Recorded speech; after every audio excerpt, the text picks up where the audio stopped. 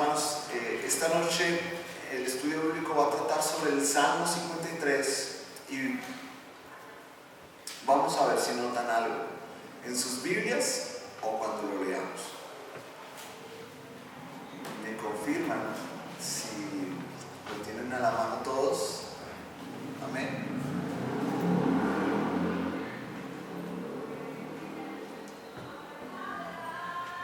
Ya lo tenemos ahí. Y nos dice, en el nombre del Padre, del Hijo y del Espíritu Santo, insensatez y la maldad de los hombres. Al músico principal sobre Mahalat, masquín de David. Dice el necio en su corazón, no hay Dios. Se han corrompido e hicieron abominable maldad. No hay quien haga bien. Dios desde los cielos miró sobre los hijos de los hombres para ver si había algún entendido que buscara a Dios. Cada uno se había vuelto atrás, todos se habían corrompido, no hay quien haga lo bueno, no hay ni aún uno. ¿No tienen conocimiento todos los que hacen iniquidad, que devoran a mi pueblo como si comiesen pan, y a Dios no invocan? Allí se sobresaltaron de pavor, donde no había miedo, porque Dios ha esparcido los huesos del que puso asedio contra ti. Los avergonzaste porque Dios los desechó. Oh, si saliera de Sión la salvación de Israel, cuando Dios hiciere volver de la cautividad a su pueblo, se gozará Jacob y se alegrará Israel. Amén. Oremos. Señor Dios, te pedimos en esta noche, Señor, que nos ayudes a entender este texto. Señor, que en este estudio, Señor, podamos entender a profundidad, Señor, lo que tu palabra quiere decir, Señor, a tu pueblo. Que sabemos que es para salvación, que sabemos que es para exhortación también. Y queremos, Señor, que haya un fruto en nosotros, Señor, a partir de la lectura, Señor, de tu palabra. De que no dejemos, Señor, en poco, Señor, lo que tú nos permitas aprender. Que no menospreciemos, Señor, las grandezas y profundidades, Señor, de los tesoros que hay en tu palabra. Gracias, Padre eterno.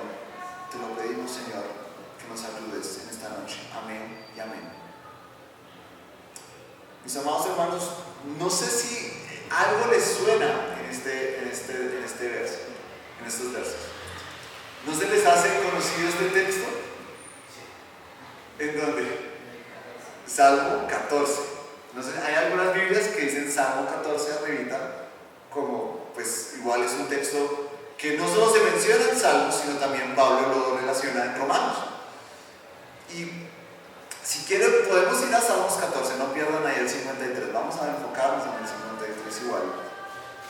Y vamos a leer lo que nos dice el Salmo 14. El Salmo 14 nos dice necedad y corrupción del hombre. Al músico principal, Salmo de David. Y nos dice el versículo 1, dice el necio en su corazón, no hay Dios. Se han corrompido, hacen obras abominables, no hay quien haga el bien.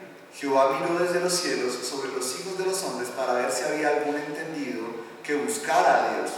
Todos se desviaron, aún se han corrompido, no hay quien haga lo bueno, no hay ni siquiera uno.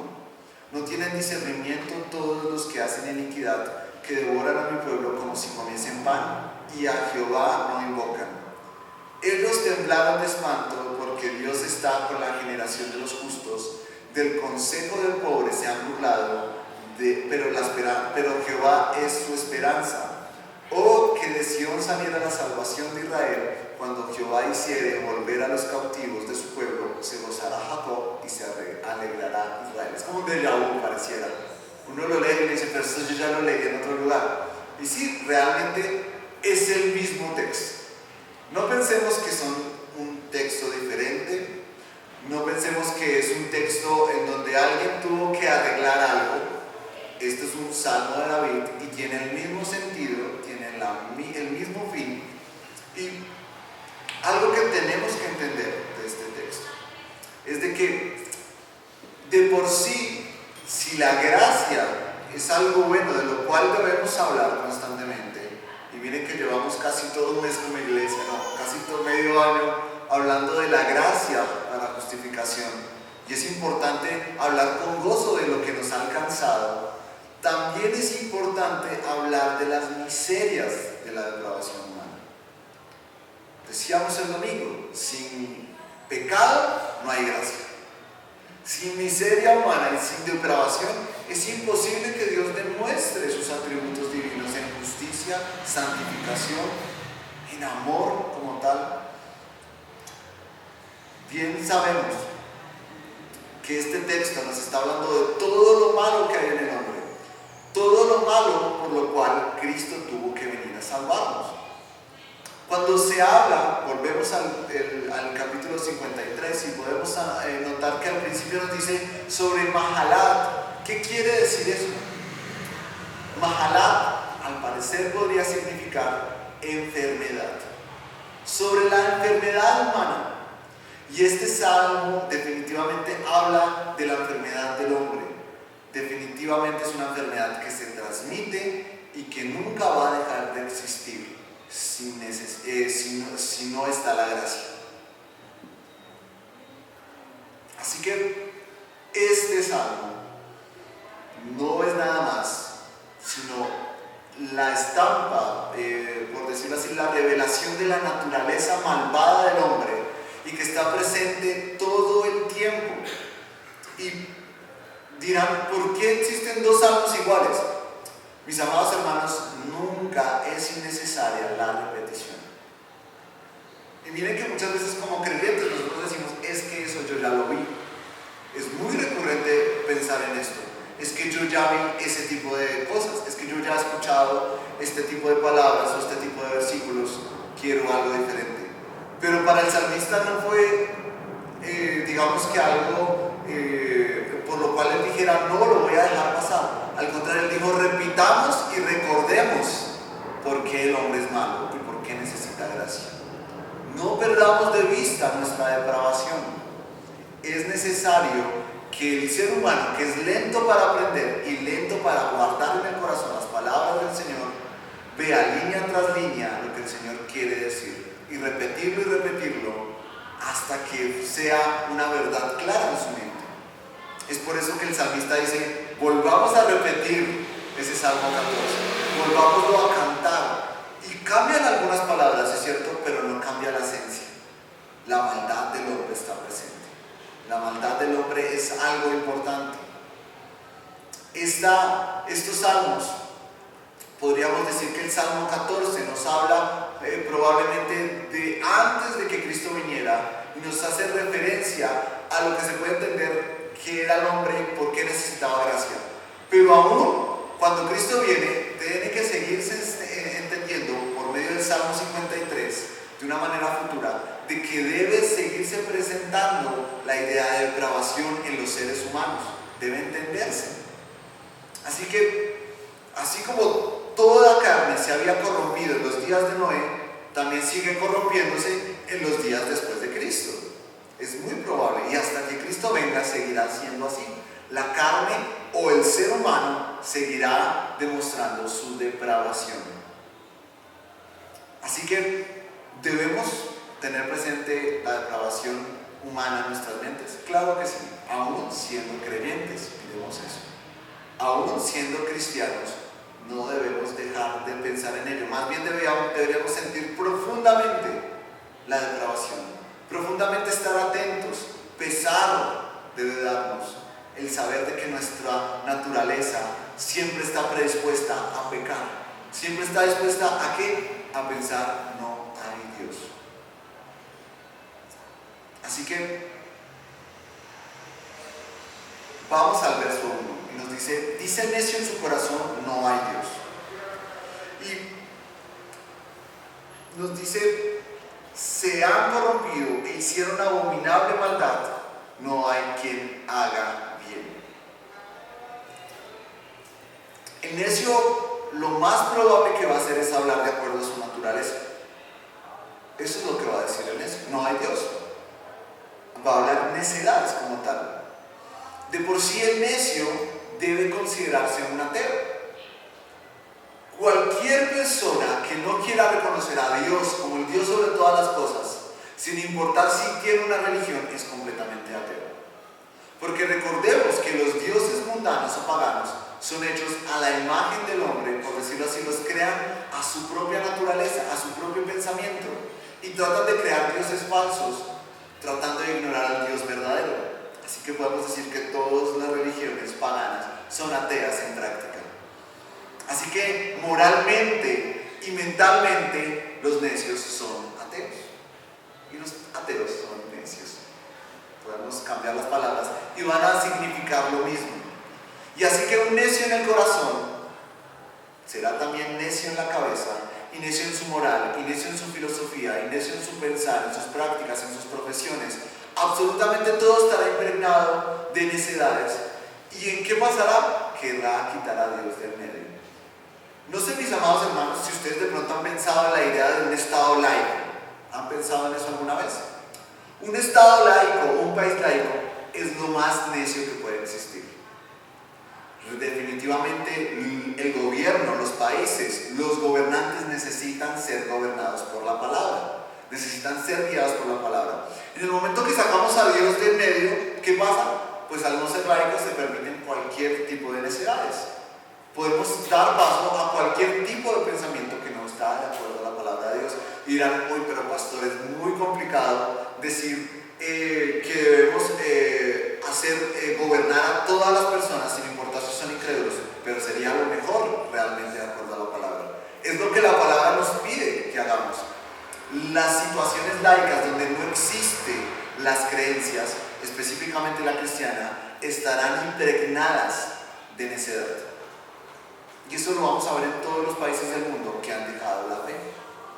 En todos los países del mundo que sus gobernantes se han ido o han sido puestos gobernantes necios en vez de gobernantes que vivan la palabra de Dios. Es ahí donde empieza la decadencia del mundo.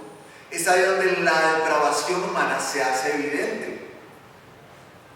Así que la impiedad empieza precisamente por el necio, y cuando somos gobernados por necios, debemos por hecho de que la impiedad estará presente en toda la nación, en todo el mundo.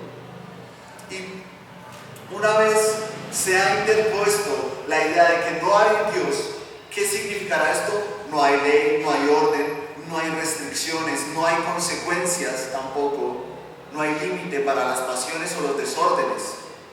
Eso es lo que pasa realmente cuando decimos que no hay un Dios. Imaginémonos en este momento, yo siempre he hecho, creo que este mismo ejemplo lo he dado varias veces. ¿Qué pasará si no existe algo que me diga que no corro con consecuencias y que no debo ser santo, que no debo ser correcto? Pues empezaré a hacer cualquier cosa, lo que me plazca, y literalmente no esperaré nada a cambio. Solamente lo único que debo esperar es un placer vano y de cierta manera completamente corrupto y malvado. Si yo empiezo a decir, no pasa nada con que yo mate a ciertas personas, en este punto pasaremos al aborto. No pasa nada con que yo empiece a matar a muchos bebés y empiezo a tratar de justificar ese tipo de acto, pues ¿qué va a pasar si no existe Dios? Realmente la idea de que el asesinato, el suicidio e inclusive la perversión de la naturaleza como tal como somos exista es porque precisamente se ha empezado a omitir a Dios. Se ha empezado a darse la idea de que no necesitamos un Dios, pues podemos empezar a reestructurar y crear un nuevo mundo, crear algo diferente a lo que Dios ha estipulado en su palabra, que es la creación perfecta. Así que empezaremos a ver cualquier tipo de desorden en donde existe un corazón que dice no hay Dios. Y este deseo secreto es lo más tremendo, porque no es que todo el mundo esté diciendo es que no hay Dios. El tema es de que nuestros corazones lo dicen. ¿Y por qué digo nuestros corazones? Porque ciertamente nosotros como seres humanos estamos predispuestos a decir no hay Dios. Cuando nuestro pecado se evidencia es cuando nosotros queremos decir no hay un Dios viéndome. Cuando nuestras malas acciones se evidencian, nuestras malas actitudes se evidencian, estamos diciendo Dios no está en este lugar para juzgarme, y actúo de esa forma. Y es más, nosotros no hemos visto el alcance de este pensamiento.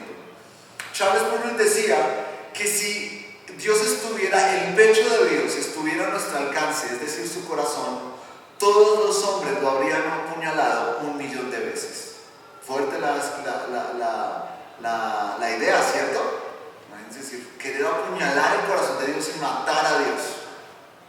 Pero mis amados hermanos, ese es nuestro pensamiento cada vez que pecamos. Ese es nuestro pensamiento cada vez que vemos a un incrédulo queriendo rechazar la idea de Dios.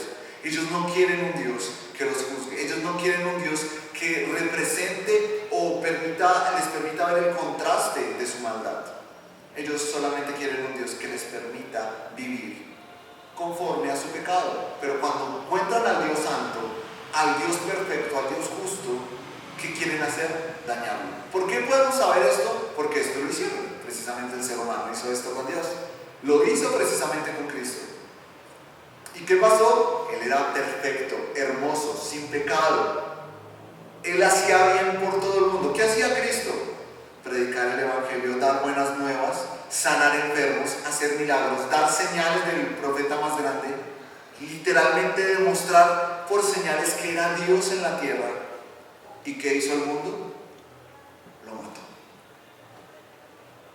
Y muchas veces damos el ejemplo, no somos muy diferentes a Adán porque no somos muy diferentes también a aquellos israelitas que mataron a Cristo y lo pusieron en una cruz. Probablemente en medio de ese tumulto de gente hubiéramos estado nosotros. Probablemente quien le hubiera escupido a su cara hubiéramos sido nosotros. Solamente hallamos gracia, que es la diferencia. Según este texto, viendo que éramos necios y realmente nos hicimos sensatos por medio de la gracia, podemos saber de que nosotros tampoco queríamos a Dios y tenemos que estar atentos a nuestros deseos, atentos a nuestra vana manera de vivir, porque probablemente en algún punto de nuestra vida, si no hemos puesto atención a esto que nos dice Salmos, podemos estar diciendo: no quiero que haya un Dios, no quiero que exista un Dios. Es el pensamiento de muchas personas que dejan la iglesia. Literalmente es esto: no creo que haya un Dios, puedo vivir como yo quiera, puedo hacer mis propias reglas. Así que la corrupción espantosa del corazón del ser humano realmente debe también entenderse en la vida de los creyentes como en la de los incrédulos. Entender que claro, nuestro corazón ha cambiado, pero ciertamente nuestra carne, nuestra naturaleza está predispuesta al pecado. Y en ese tiempo de transformación no debemos dar nuestro brazo a torcer, no debemos creernos firmes. Así que no debemos ignorar la monstruosidad, lo terrible que es tener la maldad albergada en nuestro pecho. Nunca debemos ignorarlo, porque lo triste de esto es que para poder realmente entender el amor de Cristo debemos entender tal maldad. Es lo que nos permite realmente venir a Cristo, es ver el contraste de nuestra necesidad. Si no, nuevamente, no pensamos en nuestra necedad en el corazón y no pensamos en que muchas veces hemos dicho no hay Dios, ¿cómo podremos ver el amor de Dios? ¿Cómo podremos hacerlo? Y esta pregunta se le deberían hacer muchos cristianos mucho tiempo durante toda su vida. ¿De verdad yo he entendido mi necedad? ¿De verdad yo he entendido cuán ignorado que de verdad Dios es? Dios ha existido desde siempre y Dios ha estado en cada momento aún de mi pecado. Y es que no es solamente hablar de no hay Dios, sino también ver qué pasa cuando digo que no hay Dios. Me he corrompido completamente. Así que cualquier ser humano que crea que tiene un cumplido por recibir debe realmente entender que antes de cualquier cumplido debe reconocer que es un corrupto, es un pecador, que es alguien que necesita definitivamente de la gracia, porque en todo sentido, en toda su ser, aún si es la persona más amable, aún si es la persona más buena, es un corrupto y merece morir. ¿Por qué? Porque en su corazón dice no hay Dios y eso trae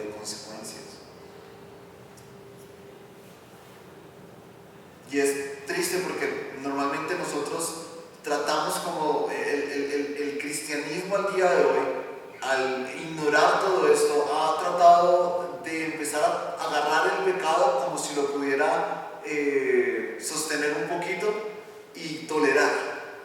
Y no tocarlo mucho, no tocar mucho el tema del pecado, no tocar mucho el tema de reconocerse pecador, de reconocerse necio. Si vemos un ateo le decimos, no, tranquilo, pero tranquilo. Si vemos un homosexual, no, tranquilo, tranquilo. Si vemos un ladrón, no, tranquilo, tranquilo. Si vemos inclusive un divorcio, o si vemos inclusive una infidelidad, o si inclusive vemos una situación en donde se practica pecado explícitamente y no se hace nada al respecto, no se confronta, lo tocamos con pincitas cuando debemos decir definitivamente está mal, esto es la corrupción, esta es la muestra de que no reconocen a Dios como su Dios, esta es la muestra de que no han entendido por qué necesitan la gracia. Y realmente no son errores inofensivos. El pecado del hombre y el querer mantenerse en una posición no es nada ofensivo, es realmente ofensivo contra Dios. Y los justos deberían ponerlo siempre ante la luz de la palabra diciendo, ustedes son corruptos, así como nosotros fuimos corruptos. Así que, viendo esta perspectiva, no habrán actos definitivamente que puedan ser justificados, solamente detestados, porque son actos corruptos. Porque estos actos que pasan nos llevan a ¿qué? A no hacer nada bien. Nos dice el texto, se han corrompido e hicieron abominable maldad y no hay quien haga el bien. O sea, además de ser abominable y detestable ante Dios, no es nada bueno, no hay nada bueno, por más amable que sea, no es bueno. Y es que no es bueno porque no van hacia un camino correcto. ¿Cuál es el camino correcto? Decíamos el domingo, todas las cosas son para Él, son para su gloria. Todo lo que no sea para la gloria de Dios no es un fin santo, no tiene un fin santo. Y es que, solo mirando, solo revisando, si nosotros vemos nuevamente a alguien que hace algo bueno, digamos, yo agarro y ayudo a una familia, le doy de comer, pero si en eso no está Cristo en medio, no es santo. Y eso es lo grave del asunto, que tendemos a decir que las cosas son de Dios cuando no pertenecen a Dios. Son bondades que el Señor tal vez permita y fomente, pero en cuanto a la salvación de esa persona no tiene nada que ver. Solamente es una gracia común que el Señor permite para el mundo, pero lo que está pasando en esa persona no hay nada de santo. Porque cuando termine de hacer su obra buena, volverá a sus obras malas. Y porque su obra buena no fue para la gloria de Dios, fue para su propio orgullo, para su vanagloria. Aun cuando no lo diga nadie, aun cuando no diga yo lo hice, tal vez lo diga en su corazón, allá muy secreto, yo lo hice. Dios no me permitió hacerlo, yo lo hice. Y ahí ya se perdió la santidad, ya no hay un fin santo. Cuando inclusive en un matrimonio, yo agarro y hago cosas buenas por mi esposa, pero nuevamente yo no deseo a Dios como mi Señor, yo no deseo a Dios como mi Salvador. Cuando digo no hay Dios, pues todo lo demás es corrupto y termina ¿qué? En simplemente tratar de hacer las cosas para algo, pero no para los fines santos del Señor, nuestra salvación, la gloria para Dios. Y eso cambia todo. Definitivamente nada de eso tendrá que ver con la salvación, nada de eso tendrá que ver con la santificación, nada de eso tendrá que ver con la glorificación que el Señor nos va a permitir. Y es ahí donde no tiene nada que ver con el Evangelio. Las personas buenas en el mundo ciertamente no hacen el bien si no están con Dios a su lado. sino están entendidas de que Dios está a su lado. Nos dice el verso 2, Dios desde los cielos miró sobre los hijos de los hombres, para ver si había algún entendido que buscara a Dios. Y entendamos esto, Dios desde todos los tiempos ha hecho esto. Desde todos los tiempos ha mirado los corazones de los hombres, viendo a ver quién lo reconoce, viendo a ver quién definitivamente lo busca. Y Él lo ha estado observando a cada uno de ustedes y ha estado observando mi vida a cada momento, a cada segundo, y a todos nuestros antepasados. Y si hubiera habido un hombre entendido que buscara a Dios, un verdadero amante de Dios, su ojo divino, su vista milagrosa, soberana, lo hubiera descubierto y nos lo hubiera hecho saber.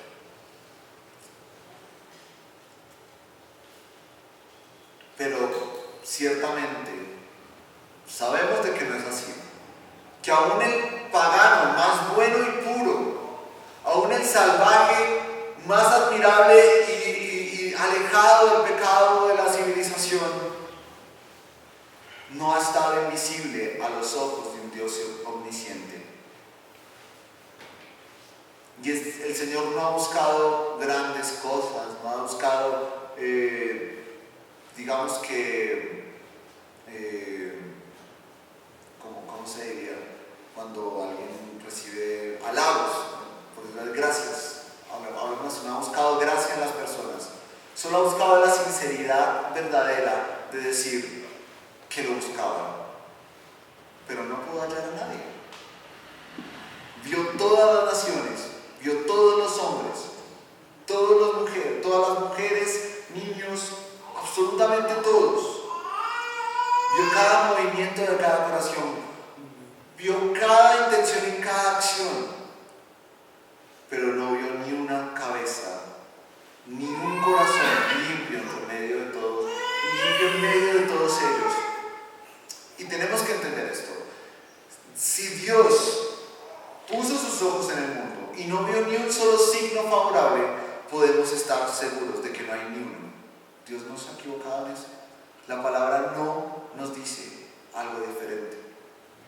No podemos decir, es que de pronto es en un contexto diferente, es que de pronto eran otras épocas. No, nos está hablando desde la eternidad. Nunca Dios vio algo bueno en nosotros. Nunca. Es triste que el Evangelio se propague de esa forma, diciendo, Dios vio algo bueno en ti.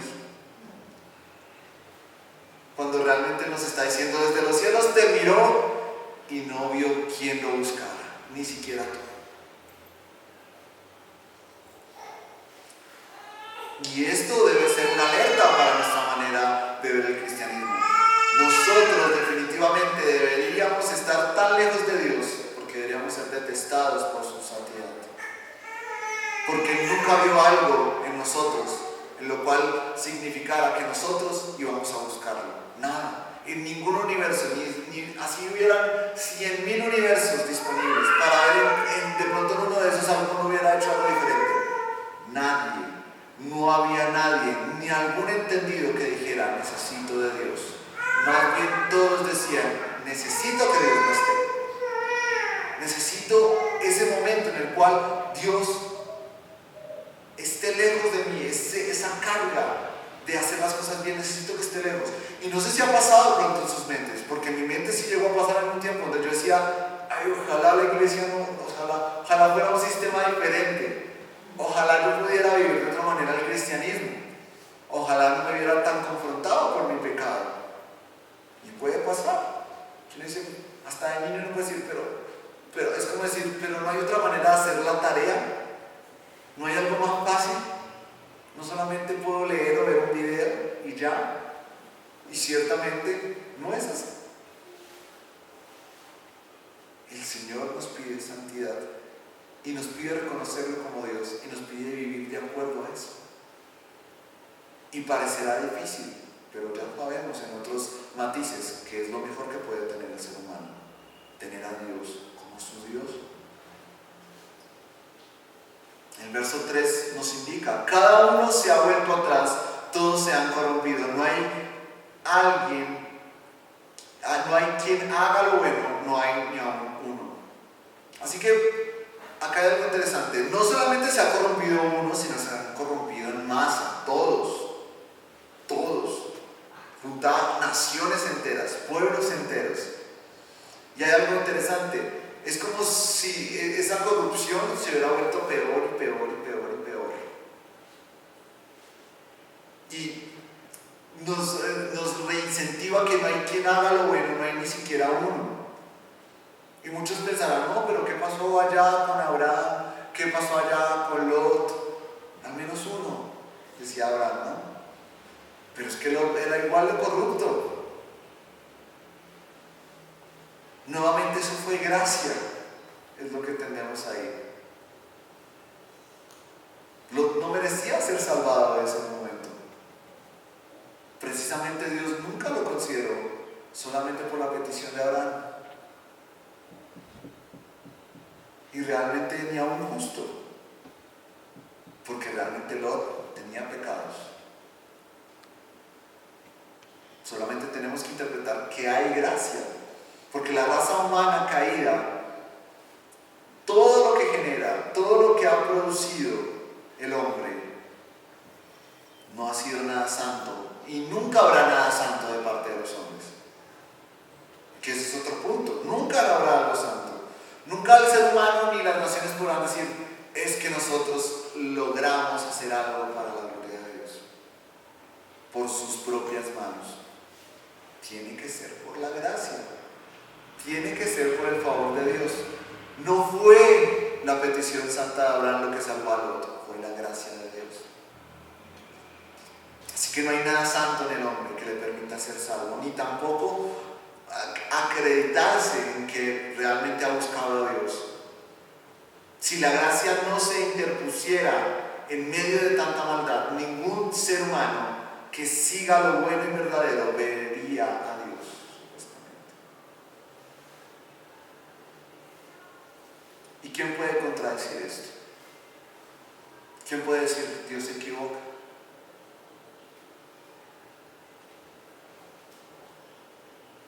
Y es que, nuevamente, los hombres no son malos por los pecados intencionales.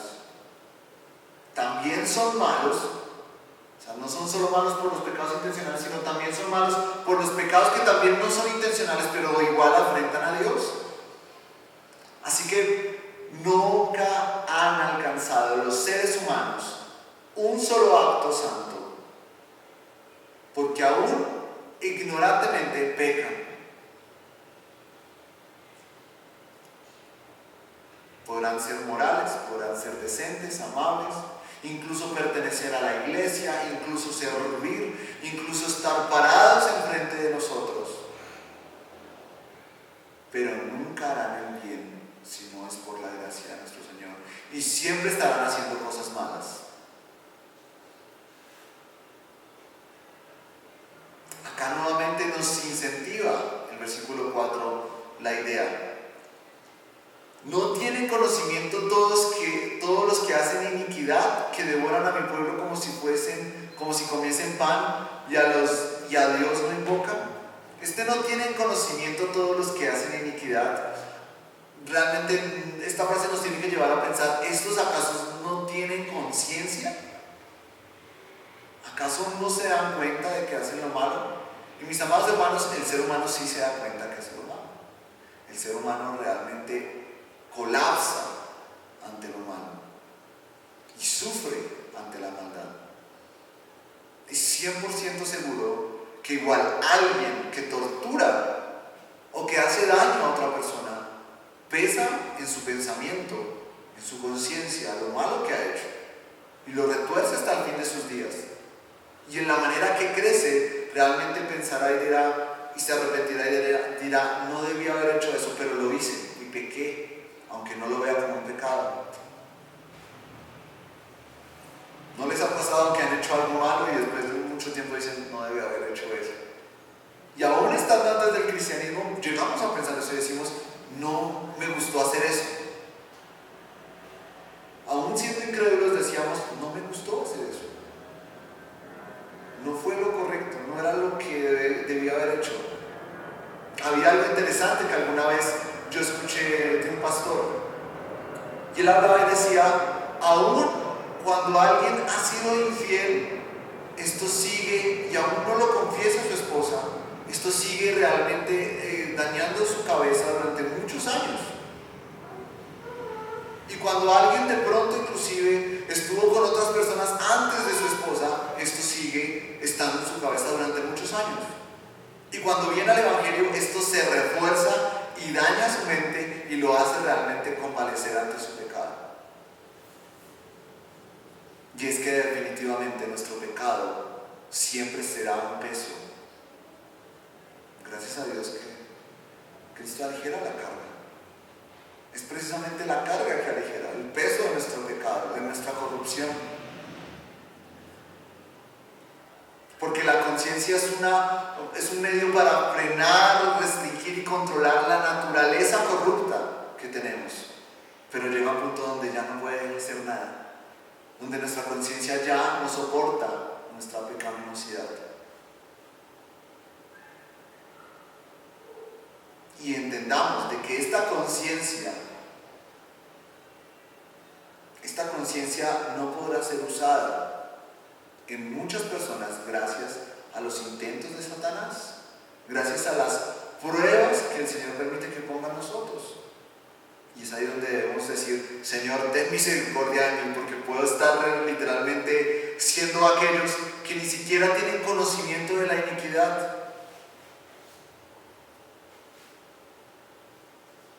Porque qué triste es para el mundo pagano e incrédulo mantenerse en los límites de Satanás y tener en su conciencia no algo que permita que se frenen los malos actos, sino más bien esa conciencia cargue con todo y viva año tras año con eso. Precisamente hay una persona que pudimos evangelizar hace poco acá, cuando trabajaba ahí en el local, y hablaba con esta persona, y los pecados definitivamente no se borran de las conciencias. Y le preguntaba qué pasó en su vida, por qué llegó hasta este punto. Le pegaba a mi esposa, el peor error de mi vida. ¿Por qué? Porque el trago, las malas andanzas, literalmente todo lo pecaminoso que en él realmente sobresalía, se hizo evidente con su familia. ¿Qué pasó? Pues su familia lo abandonó, sus hijos se fueron. Decía, pero no tiene nadie, claro, era un viejito. Pero ¿cómo pensaba en su conciencia sus acciones, su pecado? Una persona de 80, 90 años no debería estar pidiendo y trabajando. Yo decía, ¿pero qué le pasó? Decía, definitivamente no sé, mis malas decisiones. Yo le decía, pues sí.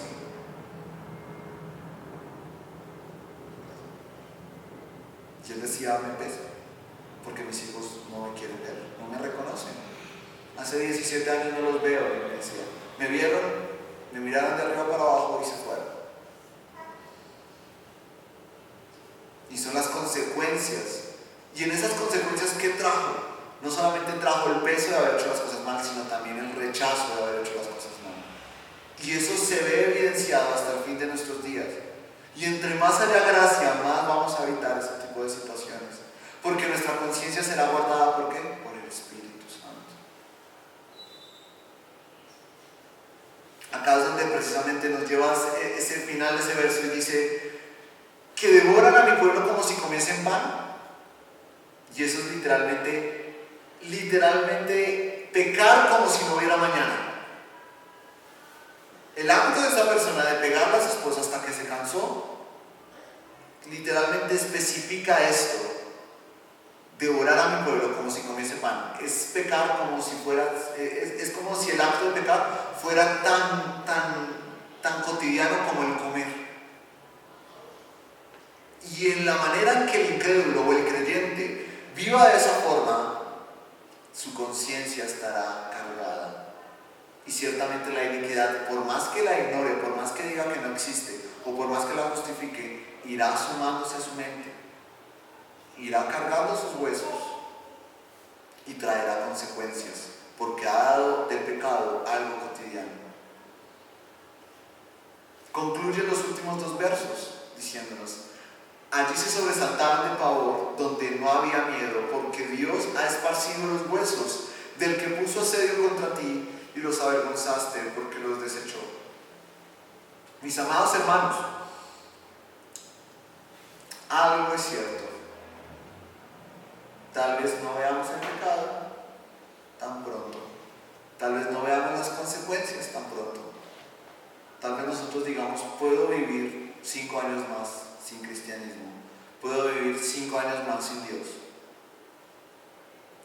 Pero llegará un momento donde nuestros huesos temblarán, en donde nuestra carne anhelará no haber hecho eso, en donde David precisamente especifica el fin de los impíos y el triunfo final de quienes han visto a Dios y lo han anhelado como Dios. Acá nos está hablando nuevamente de una manera escatológica, ya al final de los tiempos, de cuando Cristo viene, de cuando la simiente de la mujer, precisamente que es Cristo, vence y permite decir: tú fuiste siervo fiel. ¿Siervo fiel de quién? De un Dios que reconocieron. Y no temblarán, se gozarán. Pero ¿qué pasará con aquellos que no? ¿Es malo hablar del pecado? Claro que no, porque es una excelente advertencia de lo que puede pasar con el pecado. Este texto nos dice: temblarán. No sé si ustedes han temblado, mis amados hermanos. No como un temblor, sino ustedes se han estremecido. No sé si al ver la muerte, si lo van a robar a uno, pero uno siente que se cae, que las piernas dejan de responder, que uno siente que los sentidos, o sea, las extremidades no sirven. Uno no puede correr. Cuando alguien tembla, no puede correr. Porque temblar de verdad es literalmente que las extremidades inferiores dejan de funcionar y empiezan a ser escuálidas. Y los brazos no pueden responder ni para moverse. Nuestra cara se tensa a pesar de que tiembla. Es una impotencia total al ver que no hay nada que hacer.